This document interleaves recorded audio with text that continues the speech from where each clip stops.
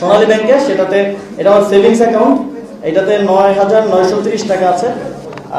আর আরেকটা হচ্ছে আমার স্যালারি অ্যাকাউন্ট, যেটা আমার গভর্নমেন্টে থাকা অবস্থায় স্যালারি সহ গভর্নমেন্টের আরও যেই টিএডিএ সহ যেই লেনদেন, সেটা এই অ্যাকাউন্টের মাধ্যমেই হতো।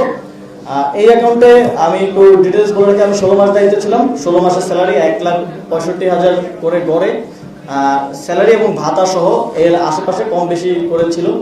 এবং আমি 5টি বিদেশ সফরে গিয়েছিলাম। বিদেশ সফরের যে টিএডিএ বিল সরকারের পক্ষ থেকে দেয় আপনারা জানেন, সেটাও এই অ্যাকাউন্টে এসেছে। সেটা গড়ে 4-5 লাখ 6-7 লাখ টাকা করে হবে 5টি বিদেশ সফরের।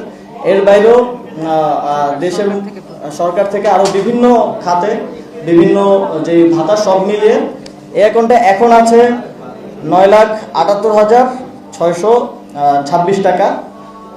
এবং এই অ্যাকাউন্টে মোট ট্রানজ্যাকশন, মোট ক্রেডিট হয়েছে আমার স্যালারি ট্যালারি সব কিছু মিলে, এবং সরকারের দায়িত্ব গ্রহণ করার আগেই 50,000 টাকার মতো ছিল। তারপরে সব মিলে ক্রেডিট হয়েছে মোট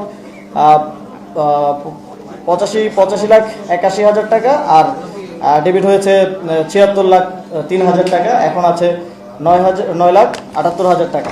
তো মোট আমার দুইটা অ্যাকাউন্ট মিলিয়ে মোট আছে হচ্ছে 9,78,556 টাকা।